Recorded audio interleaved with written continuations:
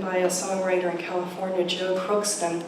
I tend to do a lot of my own music typically, but these are songs that really wanted to be shared today.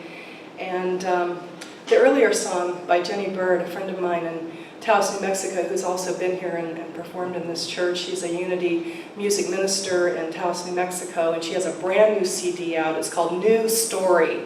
So please check it out. It's fabulous. And that's part of what I want to share with you today, too, is a new story around dying. And when Marie asked, invited me to come and be here with you all today, I was planning a 2-week trip out to New Mexico. And so I asked her if I could share the title of my talk with her when I got back, and she said, sure. So when I was in New Mexico, I just dropped in and asked, what needs to be shared, what wants to be shared. And what was on my heart is a friend of mine who is actually one of my oldest friends and is my only remaining friend in Miami, Florida, where I was born and raised, grew up, lived for 30 years. And she's my only remaining friend there, and she's in the process of passing. And so that was on my heart when I was in New Mexico. And she's outlived, she battled breast cancer for years, and she outlived all the prognoses and was very in touch with her body and the way that she didn't jump to do chemo or jump to do surgery. She really put together a healing team and brought everything from the oncologist to the shaman healer into a team. And so she way outlived that prognosis, and it was it's been very inspiring to watch her journey, which she is very much in today as we speak. And so that was on my heart. And then I got to meet with Mirabai Starr, who wrote this brand new book, just came out. It's called Wild Mercy. I highly recommend it. And so I opened it up to a chapter called Dying, the Ultimate Spiritual Practice. And I said, that's it, that's my talk. So I took the title of my talk from a chapter of her book. So that's part of where the inspiration came from. And, it just is something that, we all are facing. I mean, we're all getting older, none of us are getting younger. And, some of my friends are starting to pass away. I met that, not some, but actually a lot. And another thing that happened when I got back was I was cleaning up my mailing list, getting ready to do my summer email, e-zine. And so all of the people who come through that verification process that email addresses aren't good anymore, I went up onto Facebook to see, what was happening with them, or that if I could stay connected with them through another means than email. And I was blown away at how many have passed on. I mean, not just like 1 or 2, but like 7 or 8. And it was like, wow. So, it just kept coming up. And so we all have this in common. And I don't know about you, but that actually is reassuring to me. To know that, we're all in this together. None of us are exempt. We're all going to have that experience. None of us have had it yet, so we don't really know, right? But it's also part of what brings us together on a Sunday morning like this, is to share these passages and to, share our lives with each other and these momentous events in our life and the joys and the grieving. So a couple of weeks ago, a friend of mine's husband, 92-year-old husband, passed away. And he was amazing. He was, the week before, 2 weeks actually before he passed, he was remodeling the house. He was on the floor, ripping up the floors to put in new flooring. They lived in a 3-story house, so he was up and down these flights of stairs, did yoga, was just really healthy. And then he got dizzy. And his wife took him to the hospital, and he was diagnosed with a brain tumor. And she brought him home, and he said, I'm fulfilled, and I am complete, and I am ready to move on. Now, they had a very strong spiritual practice, followers of Rudolf Steiner's work. And so she set up a bed in the living room so that he wouldn't have to climb the stairs, and they could sleep together there. And she called all of the family and friends together and did a celebration of life ceremony for him while he was still alive, right? And they broadcast it on Zoom so that whoever couldn't be there physically could at least tune in right through Zoom. And she danced for him, and she read poetry to him, and people told him how he had touched their life. And he spoke a few words as well. And it was just so beautiful. And then a week later, he passed. And when he did, they kept him home for 3 days. Some friends flew in from out of town to help change the ice on his body, and they sat with him for 3 days in vigil. And it was so moving to me that we give each other a great gift in our dying. And just that story was a treasure for me to have been part of that circle. And then another friend of mine in California, Gail, she was an outdoors woman. She was a dancer and a hiker, and she came out and went hiking with me here. Her sister's also a good friend of mine. And she was having pain in her back, and she struggled with that pain for a few years, never got it checked out. And then when she did finally go and get it checked out, she learned that she had a tumor in her spine. And she called her sister and she said, told her what was happening and said, I don't want to live. If I can't dance and I can't hike, I don't want to live. And her sister said, whoa, hold on, I'm getting on a plane tomorrow, I will be there tomorrow. And she couldn't get there fast enough. Gail laid down on the living room floor and passed. Another friend of mine, Michael Belshaw, who I call my father of choice. And when I was going through some hard times with my family, the book Women Who Run with the Wolves, it's like create a family of choice. So he was my father of choice. He was an amazing man, double PhD, one of them in economics. And he was a rancher in New Mexico, and he was grading roads and building. He was very active, physically active, and had been battling prostate cancer for a lot of years. And we used to laugh, we used to just have some good laughs together. And one time I sent him a bandana and an earring, and I said, wear that, because then the cancer won't recognize you. And so we would have some good laughs. So I got a last letter from him when he was going down, when finally it had come back around for the last time.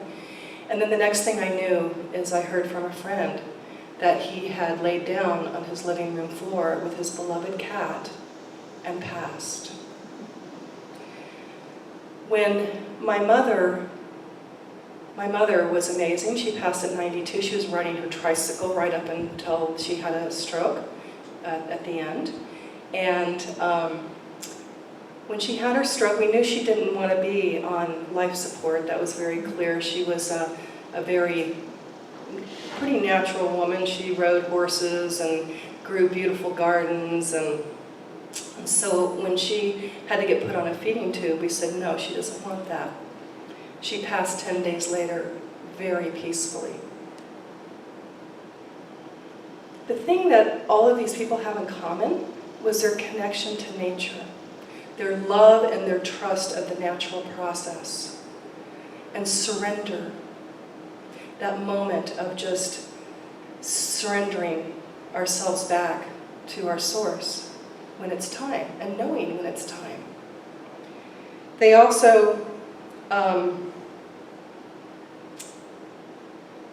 they lived very active lives. At no point until they laid down did they stop. And I'm not saying that's going to be true for all of us, but if we can tell the good stories, then maybe we can think about what else might be possible. So today, what I realized too, when Marie asked me, to give her talk, so I got back and I told her what I wanted to talk about, and she said, "Well, have you ever talked about that before?" And I thought, I haven't. I've sung at funerals and I've sung at memorial services, but I've never given a talk about death and dying. And so what I also realized was that there were stories that I hadn't shared, and that I really did actually have a lot to say, and that there were stories that we need to share and that I wanted to share. And I also want to share a theory with you today. So I'm going to share some stories. They're stories of resilience and the sacredness of dying. And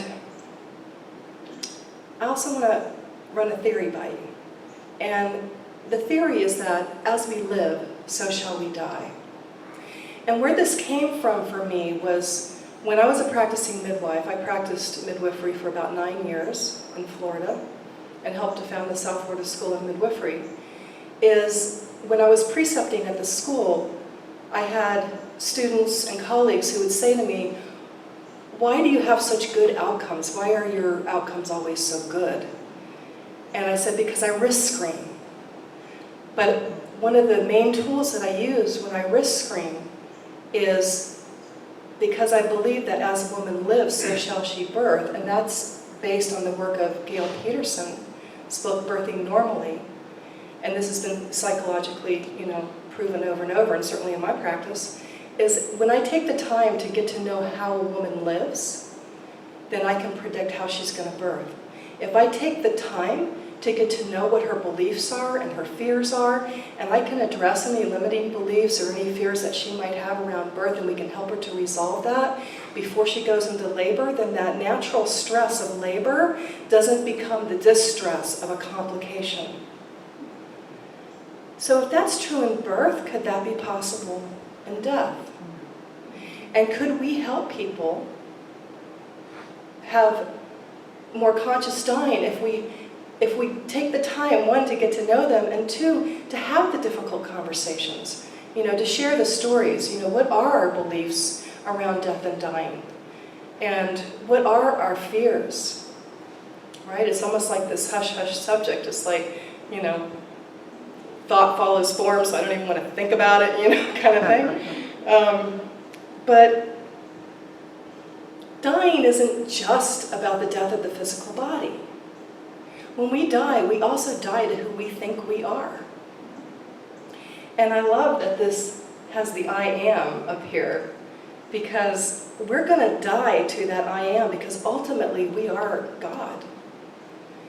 And, when we get identified with, I am a midwife, I am a musician, I am this, I am that, in that process, it's like all of that's going to dissolve. But I think this is where we get into trouble, is with this death of the ego.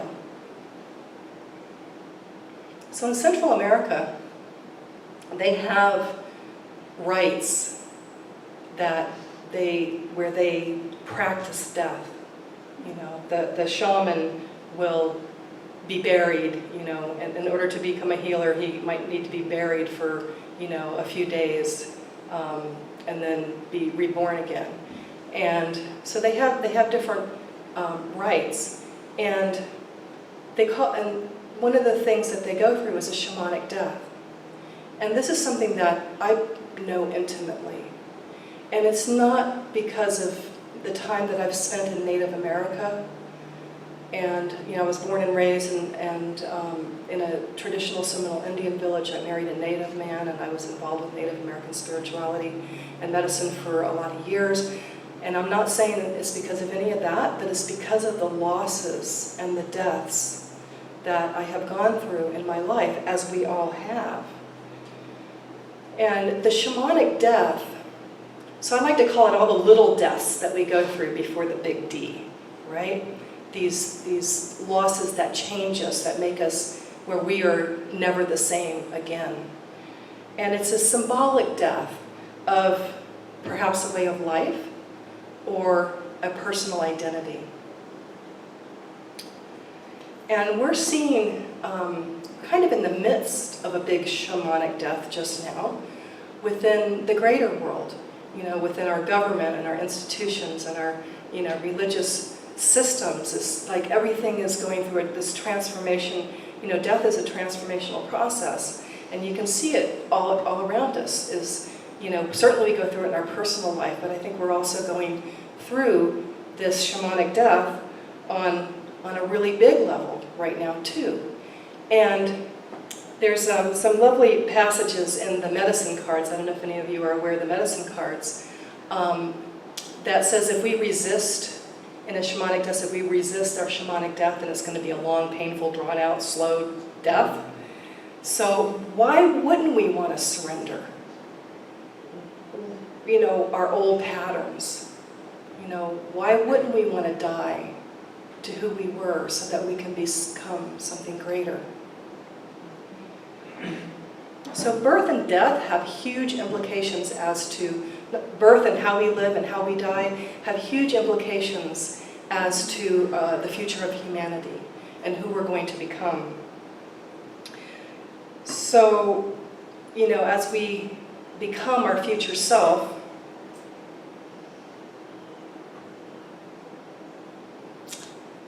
this dying, this shamanic death that I'm talking about, can become like a spiritual practice.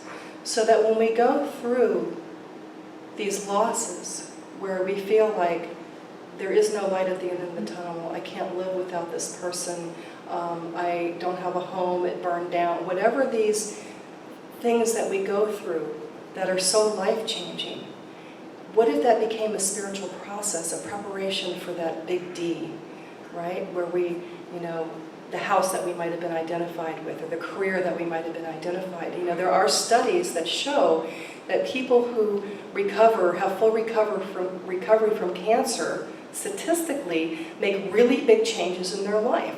They change a relationship or a career or where they live. They've made some kind of a really big life change. In other words, they have died to who they were. So with no death, there can be no rebirth. And that's true of a self, of a nation, or even a next incarnation. And surrendering to great mystery, nobody really knows. But it takes practice surrendering to not knowing. So in Mexico, on November 2nd, they have a festival called Dia de los Muertos. Muertos, let me say that right. Dia de los Muertos. And death, it's not heavy, it's celebratory. And it's a way to befriend death. It creates a way for us to befriend death and to honor the ancestors. And because we are the future ancestors, we're really honoring ourselves. It's a way to support loved ones on their journey through the realms of death, and it normalizes death. So, the festivals are fun, they're playful, children decorate candy skulls. Food is placed on the altars that the deceased liked, the things, items that were special to them, food that was special to them. And maybe you've seen two brilliant movies, which I really love, is A Book of Life and Coco. Highly recommend those two movies. And one of the things that you see a lot of marigolds, and that's why I brought these beautiful marigolds here with me today, is because it reminds us, the marigolds the petals are laid down as a path so that the deceased can find their way back to us and then back again to the other side. So it's a beautiful symbolic reminder that death is a journey.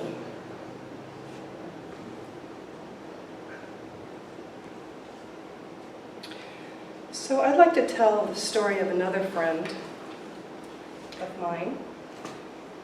Her name was Grace.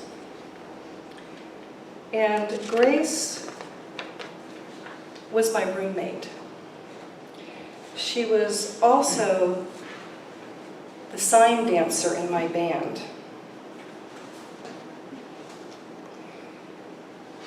So when I would perform, Grace would come and she would interpret the lyrics, but she would also sign them in American Sign Language so people could understand the lyrics. She grew up in a deaf family. Her parents, neither one could hear. And she was an amazing woman. She was an expressive arts therapist. And one of the fondest memories that I have of Grace, there's so many, is that she would sit at my daughter's bedside. My daughter was, I think, 5, 6, 7, 8, was about 8 or 9, probably 9 at that point, 9 years old. And we were roommates, and so she would sit at my daughter's bedside, and she would play dulcimer and sing to her. And then she would read her stories from Barbara Kingsolver's early books, including Animal Dreams and The Bean Trees. And if any of you have read Barbara Kingsolver, you know she likes to write about the Day of the Dead. And so the last time that I saw Grace, we weren't living together anymore. And in the last few years, I didn't see her that often. We had kind of moved on with our various careers. But she came over to pick something up for me, and I can't even, or maybe to deliver something, I can't even remember. I think she was delivering. I just remembered. I hadn't remembered until this moment. It was a camera that she was bringing me that she didn't have a use for. It was a video camera, and she thought I might like it, so she was delivering the video camera. So funny.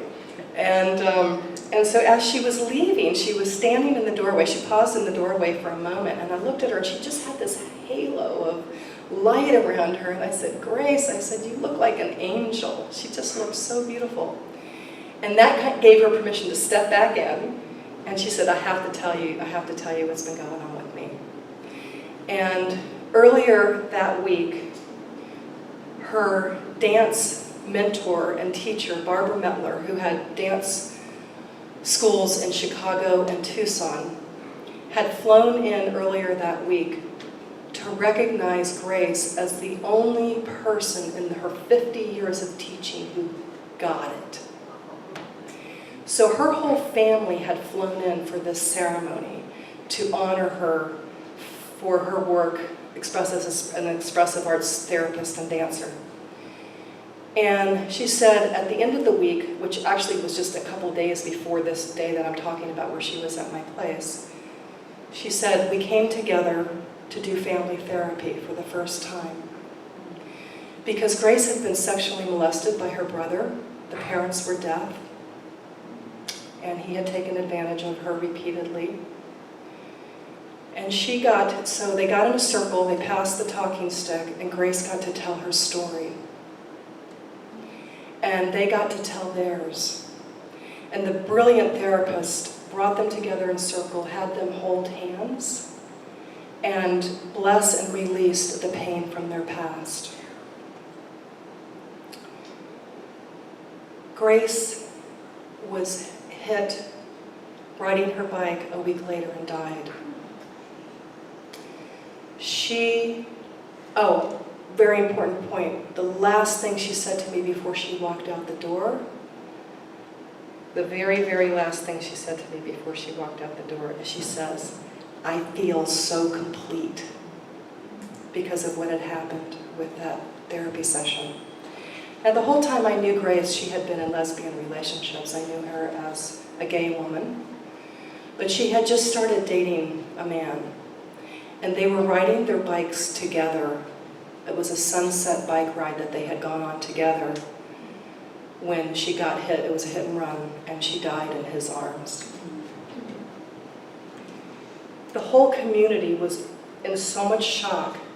We came together, and it was one of the most incredible celebrations that I think I've ever been a part of.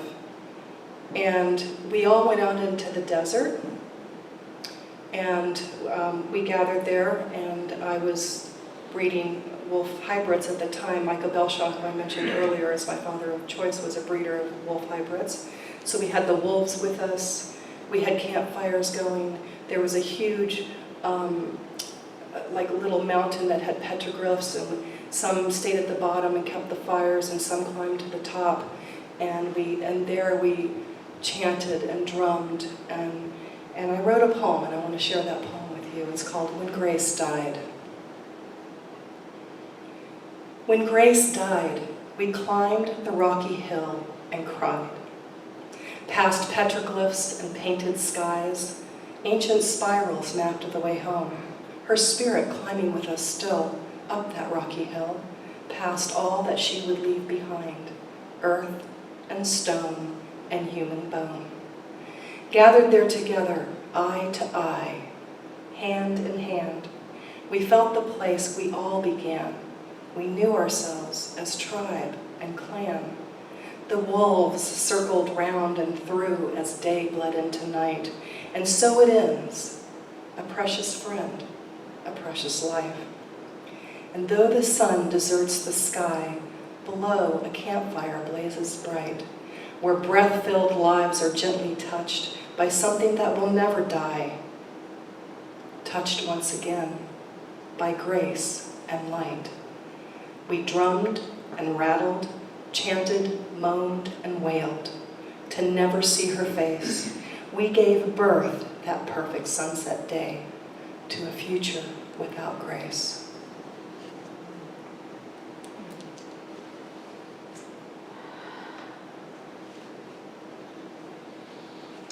You know, in Spanish, the word for giving birth is dar a luz, to give to light.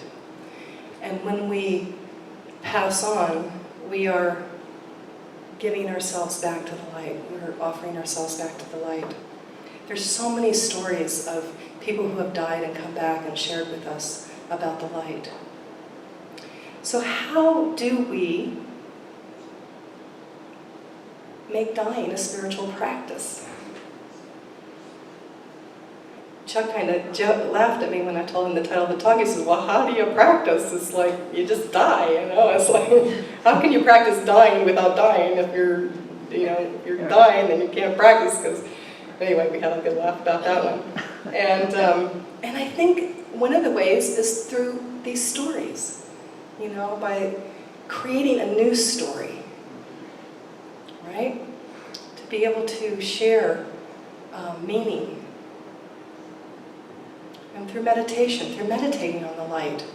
I started my spiritual journey pretty young. I was 19 when I received knowledge from Guru Maharaji, and I meditated a lot. And when I experienced that light, I knew what I was experiencing was the place from which I had come and the place to which I would return. So we can practice through meditation. We can practice by surrendering in all of the ways that we do when life gets too hard. Sometimes we don't have a choice. We just have to surrender, right? It's like, don't fight. Just, there's a time to fight. There's a time to surrender. Knowing the difference. And one of the other ways is by living life absolutely to its complete fullest. Meher Baba says we have been preparing to leave this body for lifetimes. And my feeling is that we are evolving as a species into our light bodies, that we've been this dense carbon form. So what if we are just getting upgraded to our crystalline form?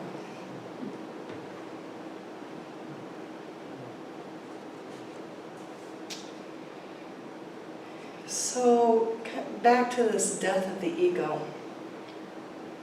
I'm going to close now. You know, when we die to that which we think we are, or to our life as we have known it, or we go through a dark night of the soul, I think it helps to create a self that is rooted in spirit. It's like the more that we can know that who we really are. And I think that's why we have, or I should say me personally too, is have such a hard time wrapping our heads around suicide. Because we know that there's an epidemic, a frightening, frightening epidemic right now of suicide. Much more common in men, and the teen statistics are unbelievable. That this is someone who is extremely identified with their pain and their suffering. So what if we could die to the idea rather than the physical life? You know, what if we didn't have to be so identified with our pain and our suffering? Not that we are not going to have it, because certainly we do, and we are. We all have to find our own way to navigate loss. And somebody reminded me, and this was very precious for me, because when I had my dark night of the soul, I had a few of them. I've had a few of them. The last one was not that long ago. It was just a few years ago when my mother passed.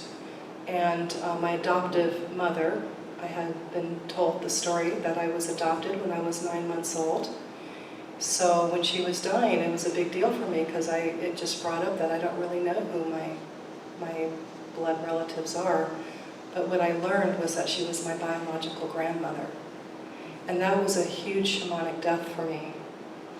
And what somebody reminded me of, because I basically went underground for about a year, I couldn't hardly talk to anybody, is that when there is the descent, and I think the reason the stories are so important is because they bring in the archetypal images that help to guide us, like Demeter and Persephone, or Inanna and Ereshkigal.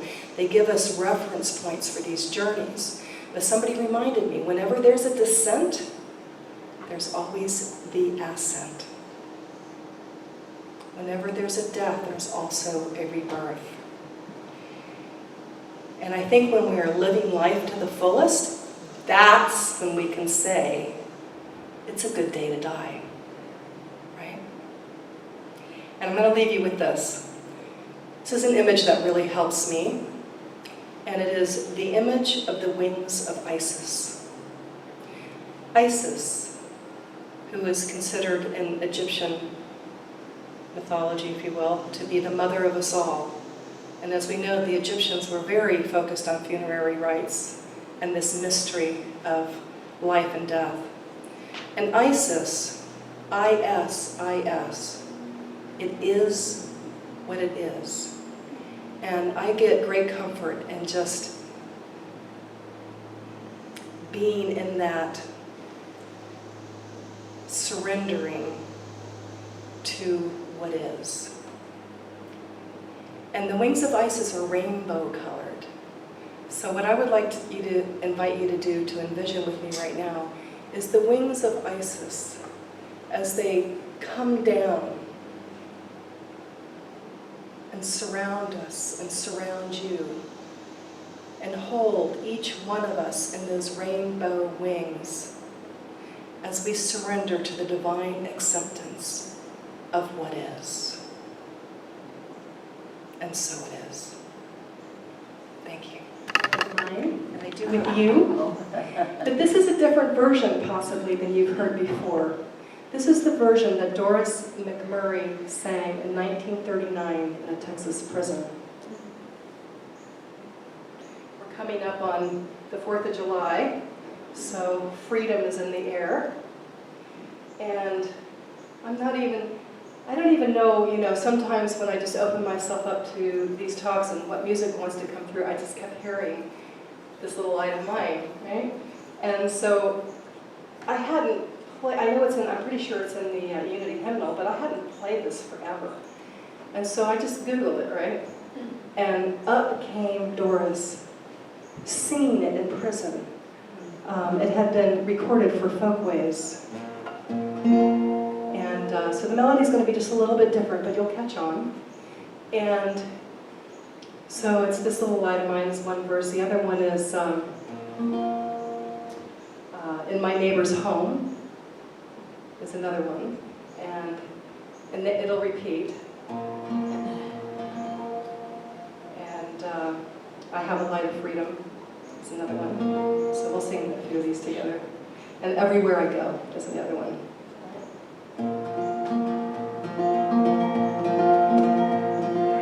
This little light of mine, I'm gonna let it shine. This little light of mine, I'm gonna let it shine. This little light of mine, I'm gonna let it shine. Let it shine, let it shine, let it shine. Well, everywhere I go, I'm gonna let it shine. Everywhere I go, I'm gonna let it shine. Everywhere I go, I'm gonna let it shine. Let it shine, let it shine, let it shine. In my neighbor's home, I'm gonna let it shine. In my neighbor's home, I'm gonna let it shine. In my neighbor's